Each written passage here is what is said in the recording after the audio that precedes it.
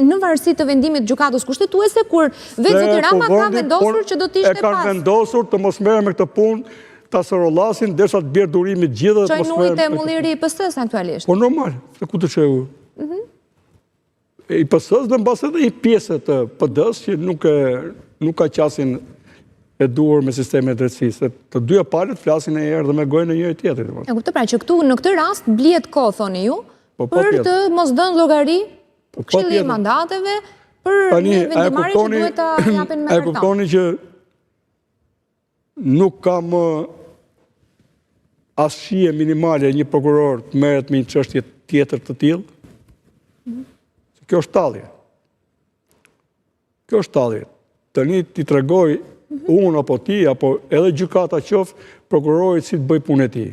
Ka një prokurori i posaçme dhe një gjykatë posaçme, të cilët janë ndërtuar me këtë objekt, me këtë fokus. Mezi u ngritën drejt tani, bravo i qoftë, e kanë ulur tempin tani deri në fund.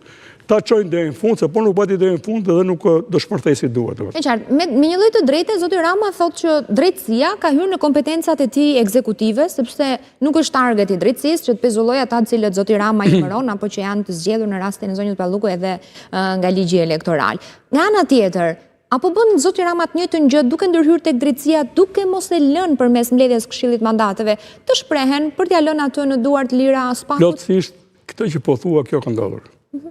Duke mos e lënë një prokurori dhe një gjykatë të vazhdoj punën sipas kodit penal, domethënë, aq më tepër që ata e shohin ata të detyrueshme. Po është e dykashme, a? Edhe thotë që spaku ka ndërhyrë te kompetencat e kryeministrit. Fare.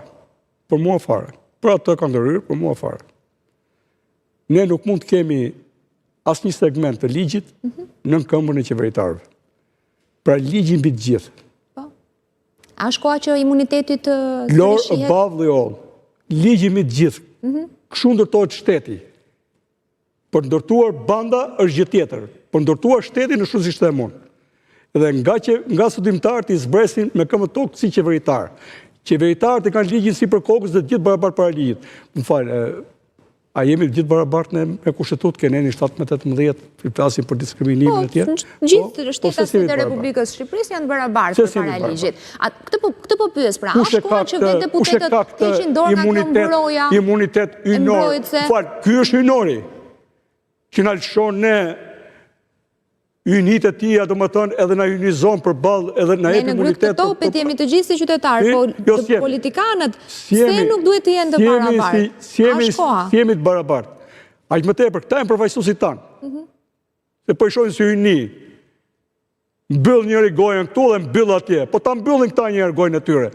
Ta mbyllin dhe oreksin për të marrë, pa fund. Ku është kjo? Ku është parkja? Të jetojmë ne të poshtruar të në vendin tonë. Se do ky. Ku është parkja? Politikanët tanë duhet të mësojnë që janë përfaqësuesit tanë. Nuk janë padronët tanë. Padroni nuk zgjidhet me votë. Nuk na kanë pushtuar në këta, erën të alienët na pushtuan tani, erën ne gjendemi s'kemi çfarë të bëjmë tani, do durojmë. Për çfarë po i durojmë? Më duron njëri mua të vjetë shu. Ti se barabartë me mua. Përse do të jetë fatkeq një qytetar i devotshëm atje? Kështu diskutohet. Mazhrancës në krizë plot. Jo, tani do të kemi një vit burg edhe për parkimin e dy fisht. Spaku, parkimin e dy fisht, ta kanë parkuar 10 fish në lidhje me fatet e shtetit shqiptar.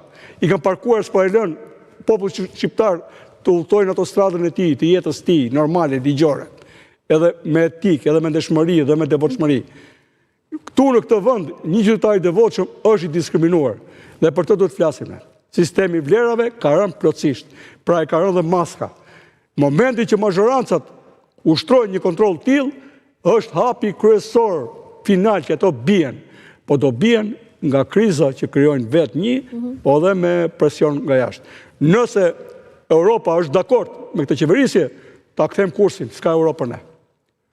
E të bëjmë ca ligje tjera, kur këto t'i shohësh tre këmbësh, po ta them me gojën plot, se me ligjet e Europës do shpëtonin. Tani ka dhe ligje tjera, ka dhe opsione tjera. U hap loja nga e para, edhe geopolitika na jep të mundësi. Pra çdo e keq e ka një të mirë. Nuk duan Europa që ne të vinim këtu me format e duhura. Pra ku mund të shkojmë ne? Na merë këni jetën 60 vjeç, shumë prit që nga 25 vjeç, se